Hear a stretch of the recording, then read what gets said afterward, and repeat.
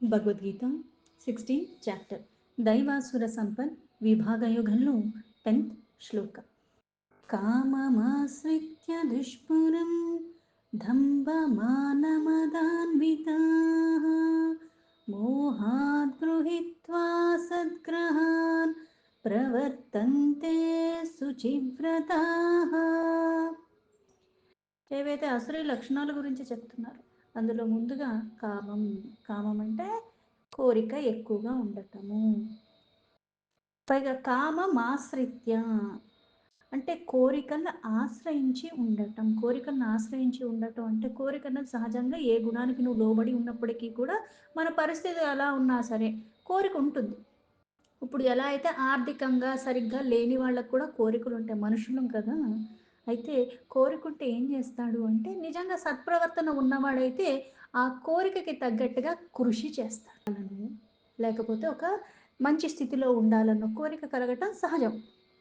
దానికోసం ఏం చేస్తావు? ధర్మాన్ని విడవకుండా పట్టుకుని కృషి చేసి సాధించుకోవటం అన్నది కూడా మళ్ళీ మంచి లక్షణమే. అయితే అదే స్థితిలో ఉన్నావు. కాకపోతే నువ్వు ఎంత కష్టపడి ఉన్నా సరే, ఎన్ని చేస్తున్నా సరే, ఎక్కడ పడిన వంగలు అక్కడే ఉన్నట్టు నా జన్మంతా ఇదే ఉంది అని ఏం చేస్తావు? మళ్ళీ అసురీ స్వభావం ఉన్నవాళ్ళు ఏం చేస్తారు? కోరిక అక్కడ కూడా కలిగింది, ఆ కోరిక తీవ్రంగా ఉన్నది, దాన్ని ఆశ్రయించి ఉన్న కారణంగా నేను ఎన్ని సంవత్సరాలు కష్టపడినా నా గతిలో స్థితిలో అంటే నాకు ఏమీ పెద్దగా తేడా రావట్లేదు. ఒక ఉన్నతంగా ఉన్న అతను ఇంత ఖజానా వేసుకుని ఇంట్లో ఉన్నాడో లేకపోతే ఎక్కడికో వెళుతున్నాడు, వాడిని 2 దెబ్బలు కొట్టి లేకపోతే వాడిని చంపేసన్నా అది నేను తెచ్చేసుకుంటే నేను హాయిగా ఉండొచ్చు. అంటే కోరికే అయినప్పటికీ కూడా ధర్మాన్ని పట్టుకున్నప్పుడు నువ్వెలా నడుచుకుంటావు? ఈ అసురీ స్వభావం వల్ల ఎలా ఉంటుందంటే దీన్ని ఆశ్రయించి ఉండటం ద్వారా, కోరికని ఆశ్రయించి ఉండటం ద్వారా ఇంకా అలజడిప్రాయంగా అయిపోయేదే అసురీ స్వభావము. మనకి సహజంగా కొన్ని దుర్గుణాలు ఉన్నాయి, అవి ఇంకా ఈ కోరికల కారణంగా తీవ్రతకి తారాస్థాయికి చేరుకుంటాయి అని చెప్పటం.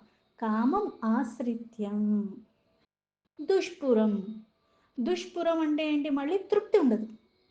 ఈ కోరికను ఆశ్రయించి ఉన్న కారణంగా ఇంతే కావాలని ఉండదు. ఇంకా ఇంకా ఇంకా అంటే కొన్ని కోరికలకి నువ్వు ఎలా అయిపోతావు అంటే అది లేకుండా ఉండలేని స్థితి. అది ఎంత ఇచ్చినా పర్వాలేదు. ఇప్పుడు వాళ్ళకి కాకరకాయ ఇష్టం అని అనుకుందాం. కాకరకాయ ఎంత నచ్చినా సరే ఎంత తినగలం? ఎక్కువ తినలేం. అదే స్వీట్ నచ్చినప్పుడు ఏమవుతుంది? అది కొంచెం ఎక్కువగానే తినచ్చు. ఎంత తిందామనుకుంటే అంతా తినచ్చు. మళ్ళీ విరామం ఇచ్చి మళ్ళీ తినచ్చు. తీపి కాబట్టి. అలాగే ఈ కోరికని ఆశ్రయించి ఉన్న కారణంగా పైగా ఇక్కడ తృప్తి చెందలేకపోవటము. అంటే ఇంకా కావాలి, ఇంకా ఎక్కువ, దీన్ని ఆశ్రయించి ఉన్న కారణంగా తీవ్రత పెరిగిపోయిన కారణంగా తృప్తి అన్నది నీకు రాదు. దంభమాన మదాన్వితాః. దంభము అంటే ఈ 3 ఎలా అయితే కామాన్ని ఆశ్రయించి ఉన్న కారణంగా దుష్పురం అంటే అసంతృప్తిగానే ఉంటావు. ఎందుకు? కోరిక పెరుగుతున్న తృప్తి అన్నది ఇప్పుడు ఇక్కడికి వచ్చేస్తే సరిపోతుంది అనుకున్నవాడు దాంతో సరిపెట్టుకునేవాడే సరిపోతాడు. ఇంకా ఇంకా తీవ్రంగా వెళ్ళిపోయేటప్పుడు ఎలా అయితే దీన్ని పెంచుకుంటూ వెళ్ళిపోతున్నావు తీవ్రతని, దాన్ని ఆశ్రయించి ఉన్న కారణంగా అందుకు నీకు తృప్తి ఎప్పటికీ రాదు. అలాగే దంభం. దంభం అంటే ఏంటి అంటే మళ్ళీ డాంబికంగా ఉండటం, కపటత్వం లేనిది ఉన్నట్టుగా. మనకు వచ్చింది చారాన అయితే మన దగ్గర బోల్డ్ ఉన్నట్టుగా, బారాన ఉన్నట్టుగా ఇన్ని చెప్పుకోవటాలు. నలుగురిలోకి మళ్ళీ గొప్పలుగా ఉండాలి. నీకు లేని గుణం నువ్వు ఎంత గొప్పగా చెప్పుకున్నా సరే అది లేదని స్పష్టంగా తెలిసిపోతూ ఉంటుంది. కాకపోతే అజ్ఞానం అన్న కారణంగా ఇప్పుడు కొంతమంది ఉంటారు, వాళ్ళు బాగా సిరి సంపదలతో ఉంటారు, కానీ సాధారణమైన వస్త్రాధారణతోనే ఉంటారు. వాటి మీద పెద్దగా ఏం వ్యామోహం ఉండదు. అయినా సరే ఎంత పెద్ద ఫంక్షన్ అన్నా ఏదన్నా సరే అలా వెళ్ళిపోతారు. వాళ్ళకి పెద్ద నామోషి అనిపించదు. దానికి తెలుసు కాబట్టి, తన దగ్గర ఉన్నాయి కాబట్టి, దాని విలువ తనకి తెలుసు కాబట్టి దానికి పెద్ద విలువ అక్కర్లేదు అనుకుంటాడు జ్ఞానం ఉన్నవాడు. కొంతమంది ఉంటారు, మన దగ్గర ఆరాకొర మన దగ్గర లేదు, కాకపోతే ఇక్కడికి వెళ్తున్నాం, నలుగురు వస్తారు, నలుగురు చూస్తారు, అందుకని పక్కనోడి దగ్గర తీసుకున్నన్నా వేసుకోవాలి, ఏదన్నా చేసి ఇంకా ఎక్కువగా వేసుకోవాలి, ఇవన్నీ ధరించి వెళ్తే కానీ మళ్ళీ మనల్ని తక్కువ చేసి చూస్తారు. విలువ వస్తువుగా నీక, నీలో గుణం గొప్పగా ఉండాలి, జ్ఞానం వైపు నువ్వు ఉండాలి.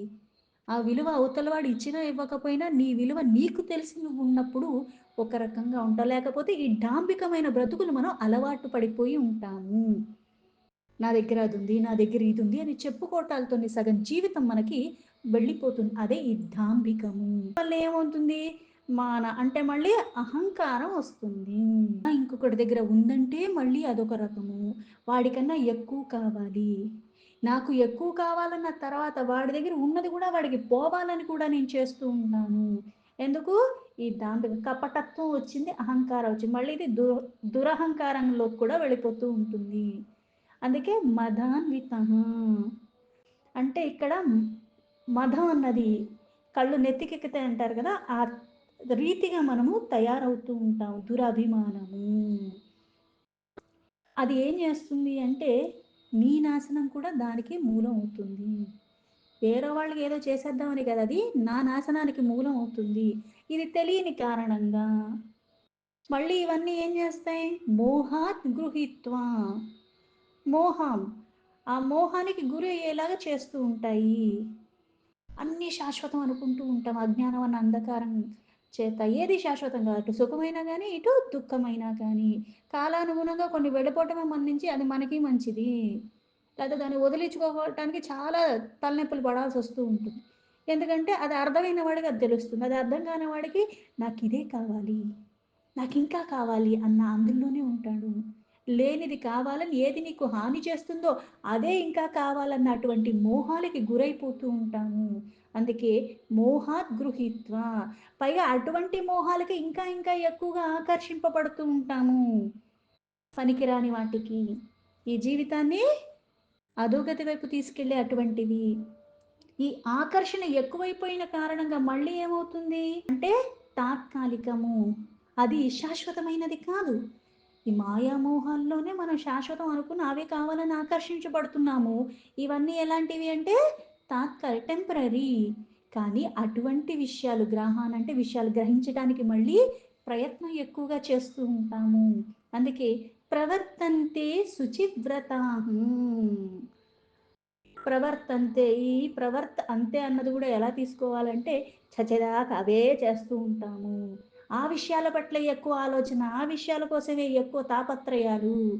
ఈ ప్రవర్తన కారణంగా మళ్ళీ ఏమవుతుంది అంటే, అపవిత్రమైన సంకల్పాలు. వ్రతం అన్నది ఏంటి? ఒక నియమం, ఒక నిష్ట అన్నీ ఉన్నాయి. మళ్ళీ ముందుగా సంకల్పం చెప్పుకోవాలి. దాని ముందు నుంచి దానికి కావాల్సిన ఏర్పాట్లన్నీ చేసుకోవాలి. అంటే ఒక సాధారణంగా విధి విధానంగా తెలుసుకుని చెయ్యాలి ఆచరణలో అంటే కొన్ని మనం ఎలా అయితే ఉంటామో. కానీ ఇవి అన్నీ చెప్పి అశుచి వ్రతః అన్నది ఏంటి అంటే, ఇవి కూడా ఈటిలన్నిటిలో అంతలాగా కట్టుబడిపోయుండి మళ్ళీ ఆ అపవిత్రమైన శరీరం ఇంతకుముందు శ్లోకాల్లో చెప్పినట్టుగా శరీరాన్ని శుభ్రంగా ఉంచుకోవటం కూడా చేత కాదు. అలాగే ఆ భావనలు కూడా అలానే ఉంటాయి అపవిత్రంగా. పైగా అటువంటి సంకల్పాలతోనే ఇంకా పెంచుకునే ప్రయత్నాలే చేస్తున్నట్టుగా ఉంటాను. శ్లోకానికి యథాతథ మీనింగ్ తీసుకుంటే కామమాశ్రిత్య దుష్పురం దంభమానమదాన్వితాః మోహాన్ గృహీత్వా సద్గ్రహాన్ ప్రవర్తంతే శుచివ్రతాః. దంభము, దురభిమానము, మదముతో కూడిన ఈ అసురీ లక్షణాలు కలిగిన వాళ్ళు యుక్తాయుయుక్తములు మర్చిపోయి వాళ్ళ కోరికలు ఏదన్నా విధానంగా తీర్చుకోవాలని సిద్ధపడుతూ ఉంటారు. ఆ అజ్ఞాన కారణంగా ఈ మోహ సిద్ధాంతాల్ని ఆశ్రయించి మిథ్యా సిద్ధాంతము అంటారు. భ్రష్టాచారులై ప్రవర్తిస్తూ ఉంటారు. అంటే నా కోరికే ప్రధానంగా నేను ఎప్పుడైతే ఉంటానో పైగా ఇక్కడ అయుక్తములు అంటే ఇది చెయ్యొచ్చు, ఇది చెయ్యకూడదు, ఇది సరైంది, ఇది సరైనది కాదు. ఈ అవగాహన కూడా మనకి తెలిసిందే కొంత తెలుసుకునే ప్రయత్నం కూడా చెయ్యం.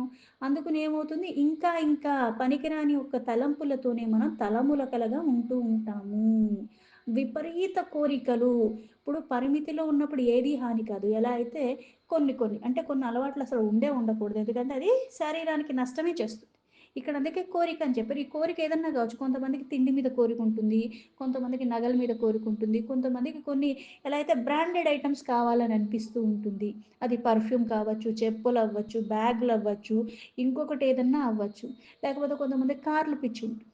కొంతమందికి కొన్ని వస్తువులు పిచ్చి ఉంటుంది. కొంతమంది కొన్ని ప్రదేశాలకు వెళ్ళాలన్న కోరిక ఉంటుంది. తప్పులేదు. అయితే ఇది తీవ్రంగా విపరీతానికి దారి తీసేలాగా ఎలా అయిపోతుందంటే, ఆ కోరికకి వశమైపోయిన కారణంగా, ఈ కోరిక తీర్చుకోటానికి దేనికన్నా సరే నేను సిద్ధపడిపోతూ ఉంటాను. ఆ సిద్ధపడిపోయేటప్పుడు విచక్షణని కోల్పోతూ ఉంటాం. పైగా ఇది ఇంకా ఇంకా పెరిగిపోతూ ఉంటుంది. నాలో ఇంకా భావోద్వేగాలు కూడా ఎక్కువైపోతూ ఉంటాయి. చంచలత్వం నాకు పెరిగిపోతూ ఉంటుంది. దాని కారణంగా సర్వము అంటే ఇప్పుడు కొంతమందికి కొన్నుంటాయి. ఇప్పుడు మామూలుగా చెప్పుకోవాలంటే ఏ ప్యాకాటో, లేకపోతే కాసినో ఈట్లికి వెళ్తా ఉంటారు. వీళ్ళేం జేస్తూ ఉంటారు, అంటే ఏదో ఒక వ్యాపకంలాగా సరదాగాని మొదలైపోయింది. ఎలా అయిపోతుంది అంటే, ఇప్పుడు మళ్ళీ నామోషి. అంటే ప్రతిరోజు నా దగ్గర పోతున్నాయి. అంటే పోయిన దగ్గరే మళ్ళీ ఎక్కడో సంపాదించుకోవాలని మళ్ళీ అక్కడే పెడుతూ ఉంటారు. పోయింది గదా! అనుకోని వెనక్కెళ్ళి సర్దుకుందాం అని ఉంటదా, చాలు ఒక గంట ఆడాము అయిపోయింది. అలా నియమం పెట్టుకుంటారంటే లేదు. అంటే పనికొచ్చే పనులు ఎలా అయితే ఇంతకు మించి చెయ్యనన్నట్టుగా అక్కడ చక్కగా విరామం పెట్టేసి వెళ్ళిపోతూ ఉంటాం. ఏది నిన్ను ఉద్ధరిస్తుందో. కానీ ఈ అజ్ఞానం అన్న కారణంగా కొన్ని కొన్ని పిచ్చ కోరికలు ఏవైతే నీకు మంచివి కాదో, ఆ కోరికల తీవ్రత మళ్ళీ దాన్ని ఆశ్రయించి ఉన్న కారణంగానే అక్కడే సంపాదించుకోవాలన్నట్టుగా మళ్ళీ దాని మీద 100 పోయింది, 1000 పోయింది, 10,000 పోయినియి. మళ్ళీ లక్షన్నా అప్పు చేసన్నా తీసుకొచ్చి అక్కడే పెట్టటము. ఇట్లాంటియి ఎక్కువ చేస్తూ ఉంటారు. ఒక ఉదాహరణకి చెప్పుకోవటానికంటే విపరీతంగా ఉంటాయి. పైగా కోరికలు పుట్టుకొస్తూ ఉంటాయి. మళ్ళీ నలుగురిలో గొప్ప కోసం ఆవు లడ్డు నేనే పాడుకోవాలి. అది ఎంతైనా పర్వాలేదు. నాకు ప్రెస్టేజు. ప్రతి సంవత్సరం నేనే పాడుతున్నాను. కొన్ని కొన్ని కొన్ని ఉంటూ ఉంటాయి. అయితే ఇప్పుడు ఎలా అయితే ఒక నియమం అన్నది మనకి కొన్ని కొన్ని పెట్టున్నారు. చాలన్నా ట్రాఫిక్ సిగ్నల్స్ ఉంటాయి. అలాగే స్పీడ్ లిమిట్ కూడా ఉంటుంది. కొన్ని కొన్ని ఎలా అయితే పెట్టారో నేను తొందరగా వెళ్ళిపోవాలంటే నేను ఇంకొంచెం తొందరగా వెళ్ళాలి. ట్రాఫిక్ ఎక్కువ ఉన్నప్పుడు ఇంకా తొందరగా వెళ్ళాలి. లేకపోతే ఎటునుంచి వెళ్ళాలో ఇవన్నీ నేను ముందుగా ప్లానింగ్ చేసి పెట్టుకుంటేనే అప్పుడు మళ్ళీ ఇవన్నీ నేను ఆ లిమిట్‌లోనే వెళ్ళేలాగా, అలాగే దాన్ని ఎక్కడ రూల్స్ బ్రేక్ చేయకుండా వెళతాను. కానీ ఇది తీవ్రంగా ఉన్నప్పుడు కొంతమందుంటారు. తాగి డ్రైవ్ చేయకూడదు. అయినప్పటికీ ఏం జేస్తారు, రాత్రిపూట ఎవడు గమనిస్తున్నాడులే ఇవన్నీ ఆలోచించరు. తాగేస్తారు, డ్రైవ్ చేసుకుంటూ వెళ్ళిపోతారు. పోనీ డ్రైవ్ చేసుకుని నువ్వు మామూలుగానే ఉన్నప్పుడు మనం సరిగ్గా ఇంటికి వెళ్తామో లేదో తెలీదు. నేను సరిగ్గా ఎళ్ళినా ఎవడొచ్చి గుద్దుతాడో మనకి తెలీదు. కానీ ఇలా తాగేసి ఉన్నప్పుడు నువ్వు డ్రైవ్ చేస్తున్నప్పుడు నువ్వు సోయలో లేవు. దేన్నన్నా గుద్దేసుకోవచ్చు. ఏదన్నా వస్తుంటే పక్కకు జరగాలని నేను ఆలోచించుకుని అక్కడ మళ్ళీ దానికి తగ్గట్టుగా నేను చర్య తీసుకునే లోపలే అది నన్ను గుద్దేయొచ్చు. లేతే నేనే దాన్నెళ్లి గుద్దేయొచ్చు. ప్రమాదాలు నేను ఆహ్వానం పలికినట్టుగా చేసుకుంటూ ఉంటాను. అందుకే కొన్ని వాటికి కొన్ని కోరికలు నాకు బలంగా ఉన్నప్పటికి కూడా ఎలా అయితే రోజు తాగే అలవాటుంది. నా ఇంట్లో నేను కూర్చొని ఇంత తాగటం. ఇంతే చేసుకొని అక్కడితో వదిలేయటం నేర్చుకోవాలి. పైగా ఇంతకు మించి ఏది చెయ్యకుండా ఇట్లా మళ్ళీ నియమబద్ధంగా ఉన్నా సరే అది మళ్ళీ వ్యసనమే అవుతుంది. నా మీద నాకు కంట్రోల్ లేనప్పుడు ఏ సంబంధమైనా సరే, ఏ ఒక్క కోరికైనా సరే, ఇది తీర్చుకోవాలని మళ్ళీ ఇప్పుడు కొంతమంది ఉంటారు.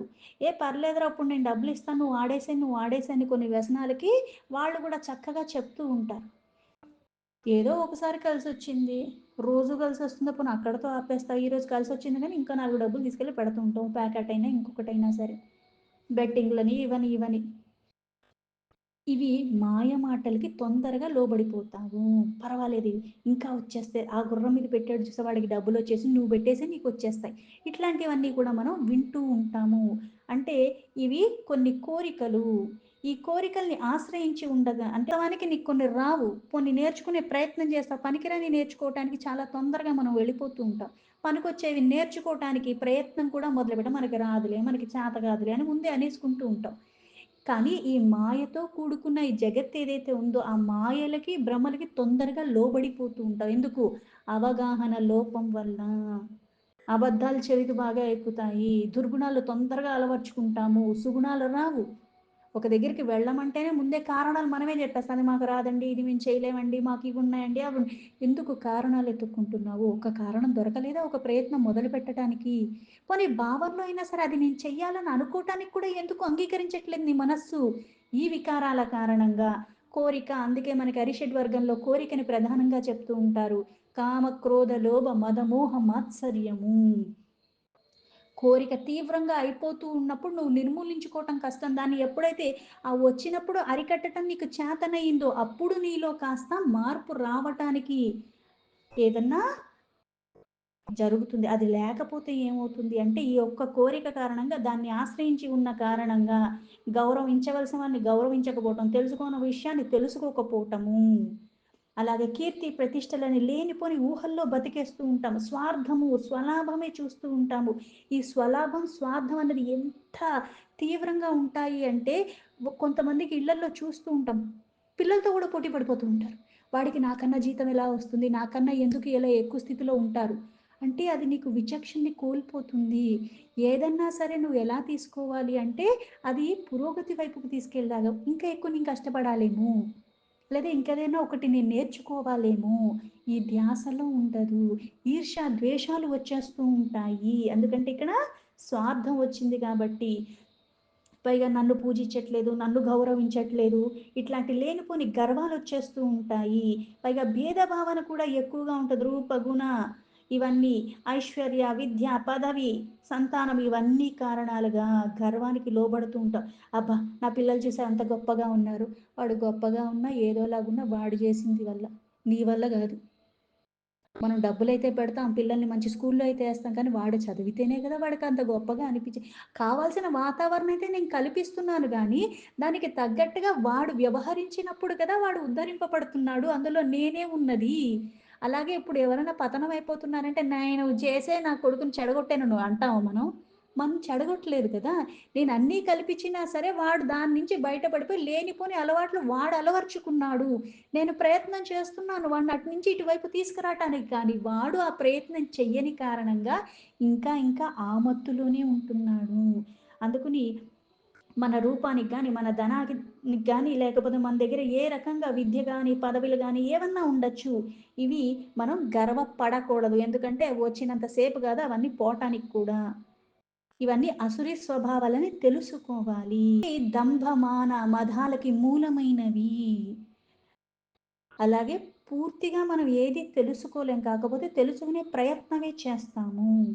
భోగాలున్నవి అనుభవించటానికి తప్పు లేదు. కాకపోతే ఆ భోగాలకి బానిసలాగా నేను ఉండకూడదు. అందుకే దుష్పురం. ఇది ఉద్ధరింపబడటానికి కలిగిన పురం ఇది నాకు ఈ శరీరము. దీన్ని నేను దుర్గుణాలతో, దుర్వ్యసనాలతో అలాగే దుష్కర్మలతో పాడు చేసుకోకూడదు. అలాగే దృఢంగా సంకల్పం అన్నది ధర్మబద్ధంగా ఉండాలి. ఈ కామ కారణంగా ఈ సంకల్పాలు కూడా ఎలా ఆశ్రయిస్తారు అంటే అజ్ఞాన కారణంగా. ఆ సిద్ధాంతాలు కూడా ఎలా ఉంటాయి అంటే అన్ని శాస్త్రాలకి విరుద్ధంగా. నాకు తెలీదని ఒప్పుకోడు సరికదా! ఇంకొకళ్ళు ఎవరన్నా అదేమిటి అలా కాదు కదా! అని ఏదన్నా నేను చెప్పిన దానికి ఏదన్నా అడిగినప్పుడు ఏమవుతుందంటే మళ్ళీ దాడికి దిగినట్టుగా వాదాలు పెంచేస్తూ ఉంటారు. అంటే మళ్ళీ నేను జెప్పిన దానికి ఎవరు నాకు వ్యతిరేకంగా చెప్పకూడదు. పైగా నేను జెప్పిందే వేదం అన్నంత ధీమాలో ఉంటూ ఉంటారు. నాకన్నీ తెలుసు. అంటే ఈ అధికారం అన్నది అలాగే కొన్ని కొన్ని కారణాల చేత కొన్ని కొన్ని నాకేవైతే సమకూర్చుకునున్నానో, కొన్ని సహవాసాల కారణంగా, కొన్ని నెగ్గించుకోవటానికి ఇలాగా బోలెడు బోలెడు చేస్తూ ఉంటారు. ఆది శంకరాచార్య యొక్క వివేక చూడమనిలో చెప్తారు. బ్రహ్మ సత్యం, జగత్ మిథ్య. మిథ్య అన్నది ఏంటి అంటే మాయాజాలం. పైగా ఈ జగత్ అంతా ఏంటి ఎప్పుడు మార్పులు, చేర్పులతోనే ఉంటుంది. అది మారుతూనే ఉంటుంది. ఏది శాశ్వతం కాదు. ఇప్పుడు మనలో ఎంత సాత్విక గుణాలు ఉన్నప్పటికీ కూడా అందులో కూడా మార్పులు వస్తూ ఉంటాయి. తెలుసుకోవాల్సిన దాన్ని నువ్వు తెలుసుకునే ప్రయత్నం చేస్తూ చేస్తూ ఉన్నప్పుడు కూడా 10 సంవత్సరాల క్రితం నేను తీసుకున్న నిర్ణయాలకి ఇప్పుడు అదే సందర్భం వస్తే ఇప్పుడు నేను నిర్ణయం తీసుకునేది విధానం వేరుగా ఉంటుంది. 10 సంవత్సరాల క్రితం నన్ను ఎవరన్నా ఒకటంటే నేను ఎలా అయితే దానికి రియాక్ట్ అవుతున్నానో, ఇప్పుడు నన్ను అలాగే అన్నా సరే నేను రియాక్ట్ అయ్యే విధానం వేరుగా ఉంటుంది. అవగాహన కొన్ని కొన్ని ఎక్స్‌పీరియన్స్‌తో పాటు మనలో మార్పులొస్తుంది. ఏది విడవాలో, ఏది పట్టుకోవాలో, దేనికి మనం మళ్ళీ సమాధానం చెప్పాలి, దేనికి కొంచెం దూరంగా ఉండాలి, ఎలా వ్యవహరించాలన్నది అవగాహన వస్తుంది. అలాగే ఈ దుర్గుణాలేవైతే చెప్పారో కోరిక తీవ్రంగా ఉన్నప్పుడు పైగా నేనన్నీ కూడా ఏం చేస్తున్నాను అంటే అసత్యాలు. నా మనస్సు నా ఆధీనంలో లేదు. అన్నిటికీ నేను ఆధీనుడినైపోయాను. జ్ఞానేంద్రియాలు, కర్మేంద్రియాలు కోరికని ఆశ్రయించి కారణంగా ఈ అజ్ఞాన కారణంగా, ఆ మిథ్యా సిద్ధాంతాల కారణంగా నేనన్నిటికీ భ్రష్టాచారం అంటే చేసేది మంచిది కాకుండా పైగా తీవ్రతతో చేస్తూ ఉంటాను. ఆ ప్రవర్తన కారణంగా ఇంకా ఇంకా సరే నాలో ఈ గుణాలు పేరుకుపోతూ ఉంటాయి. ఈ గుణాల కారణంగా మళ్ళీ నేను చేసేవి అన్నీ ఒకటికొకటి మూలమైపోయి అజ్ఞానం అన్న అంధకారంలో ఉంటాను. అది అంధకారం అన్నది కూడా నేను గ్రహించలేని స్థితిలో వెళ్ళిపోతాను. అందుకే ఇక్కడ అశుచి వ్రతః అంటే ఏంటి? ఒక క్రియ చేస్తున్నాం అంటే ఏంటి? లేచాను, తింటున్నాను, తిరుగుతున్నాను, స్నానం చేస్తున్నాను, కొన్ని కొన్ని పనులు చేస్తున్నా. ఇవన్నీ క్రియలే ఈ శరీరంతో చేస్తున్నా. ఇక్కడ అశుచి అన్నది ఎలా అయితే శరీరానికి స్నానం చేయకపోతే శుచిగా లేదంటాం. అలాగే మాటల్లో మాట్లాడేది సరిగ్గా లేనప్పుడు అది కూడా శుచిగా లేనట్టు లెక్క. పనికిరాని మాట్లాడుతున్నాను, అక్కరకు రాని మాట్లాడుతున్నాను, వినేది అన్నీ జీవన విధానంలో వాళ్ళు మాట్లాడేది, కూర్చునేది, తినేది అన్నీ కూడా అటువంటివే. వాళ్ళు చేసే వ్యవహారాలు, వ్యాపారాలు ఇవన్నీ కూడా అంటే దీనివల్ల నాకు కాదు ఇతరులకు కూడా ఉపయోగపడనివన్నీ కూడా వాళ్ళు చేస్తూ ఉంటారు. అందుకే వాళ్ళు భ్రష్టులైపోవటమే కాకుండా వీళ్ళ సహవాసంలో, వీళ్ళ సన్నిధిలో ఉన్నవాళ్ళకి కూడా అదే వచ్చేలాగా ఉంటుంది. ఎందుకంటే అజ్ఞానంలో కూరుకుపోయిన వాడు దగ్గరికి నేనున్న కారణంగా నా అజ్ఞానం కూడా దానికి జోడిస్తూ ఇద్దరం అందులోనే ఉంటాము. అందుకే భ్రష్టాచారము. ఇది మళ్ళీ తీవ్రత స్థాయిలో వెళ్ళిపోతుందండి. అందులో కూరుకుపోతూ ఉంటాము. ఆ కూరుకుపోయి, కూరుకుపోయి అందులోంచి బయటకు రావాలన్న ఎరుక కూడా లేని స్థితిలో వెళ్ళిపోతూ ఉంటాం. అయి కొన్ని గుణాల ప్రభావము. అందుకే దాన్ని అర్థం చేసుకోవటం, అందులోంచి బయటకి వచ్చే ప్రయత్నం ఒకటే మనం చేయగలం. ప్రయత్నం చేసినంత మాత్రాన బయటకు వచ్చేస్తానని కూడా చెప్పలేం. కాకపోతే ప్రయత్నాన్ని చివరి వరకు ఈ శరీరం విడిచిపెట్టేంత వరకు కూడా వదలకుండా ఉండగలిగిన వాళ్ళే బయటకి రాగలరు. లేకపోతే ఎలా అయితే 2 అందరిలోనూ ఉంటాయి. దేన్ని విడిచిపెట్టాలో, ఎప్పుడు విడిచిపెట్టాలో అన్నది అవగాహన ఉన్నవాడు తొందరగా తేరుకుంటారు. లేకపోతే ఇందులోనే కూరుకుపోతూ ఉంటాము. నేను బయట పడాలి అన్న ఆలోచన రాకముందే శరీరాన్ని విడిచిపెట్టడం కూడా జరిగిపోతూ ఉంటుంది. ఎప్పుడు తెలిసిందన్నది గాదు. తెలిసినప్పటి నుంచి నేను ఎలా ఉంటున్నాను, ఎలా ఉండాలన్నది నేను ప్రయత్నపూర్వకంగా మార్పులు, చేర్పులు చేసుకుంటూ ఉంటేనే జీవితానికి ఒక అర్థం ఉంటుంది. దీంతో భగవద్గీత 16th చాప్టర్ దైవాసుర సంపద్ విభాగ యోగంలో 10th శ్లోక సంపూర్ణం.